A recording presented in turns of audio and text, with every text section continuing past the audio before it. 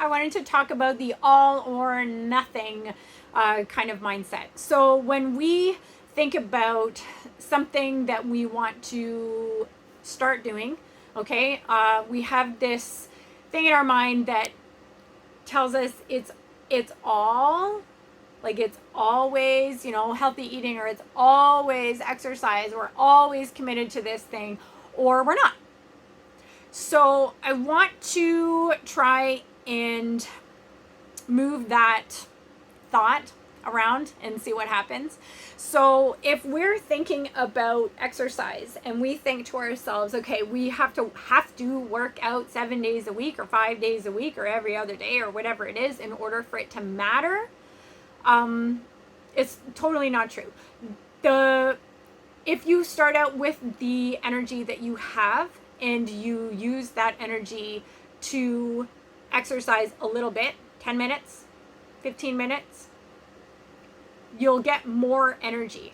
I know it sounds silly, but it's kind of like love, like that song. Like if you give it away, you end up having more. So if you use some of your energy to exercise, you'll actually end up with more energy, as long as that exercise was appropriate for what you're doing, for what your body is capable of right now, and that you are able to recover from it. So if you are brand new to exercise and you think that an hour of exercise is what you have to be doing, you might be too tired after that hour-long exercise session to do anything else. So you don't want to use up all your energy. You want to use some energy in order to get more energy. So starting with 10 minutes, starting with 12 minutes, starting with 5 minutes, up and down from the couch, up and down, up and down, up and down, take your stairs a couple of times.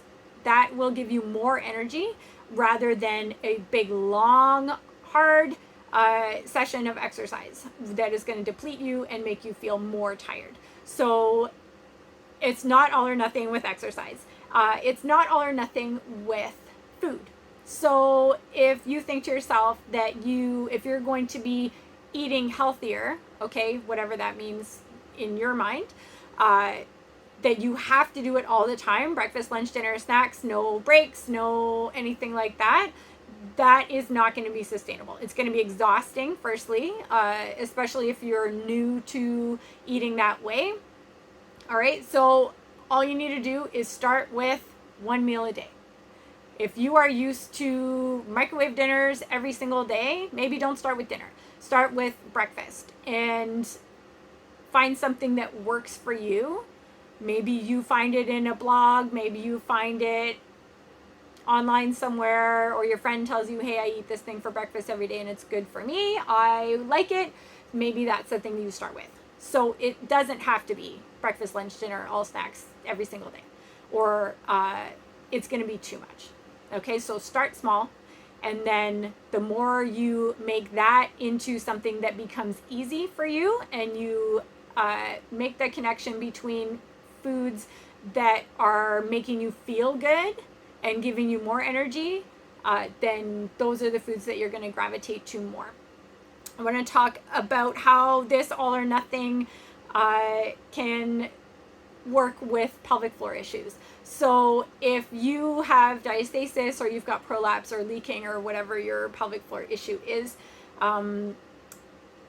saying that you don't have time to work on it, or you just don't have maybe the drive to work on it because you think it's going to be all the time you have to work on it, not true.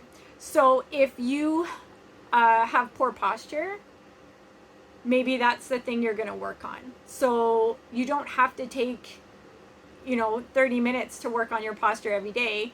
Just when you notice that your posture is not that great, doing those little corrections. So if you're sitting in front of your computer and you're like this, and you're like, oh man, I think I need to pull my chin in, and you pull your chin in, that's your little correction. Okay, it doesn't take a lot of time to work on stuff like diastasis and prolapse and leaking, all these things. So making little adjustments, you don't have to have a whole program to help you. move on with your regular life while fixing these issues. So same thing with attitude. So I am generally pretty tightly wound. I have high energy, and I like the people around me to have high energy as well, because it feeds my energy and makes me feel good. But sometimes, like, it's okay for me to chill out a bit. Okay, so having I don't want to take my personality away, but I know that sometimes my high energy personality doesn't serve me very well in some situations. So, when we're getting going in the morning, I need to kind of tone it down and not have such high energy, because literally nobody else in my house has the kind of energy I have in the morning. And that's why I get up at 5 and they get up at 8 or later. So, I don't have to change my attitude and my personality all around, but making little adjustments will help my life go smoother, and I can still be myself, play music in the morning, something like that, to fuel my energy as well, while not expecting everybody else to have the same energy as me. All right, guys, I'll talk to you soon. Bye.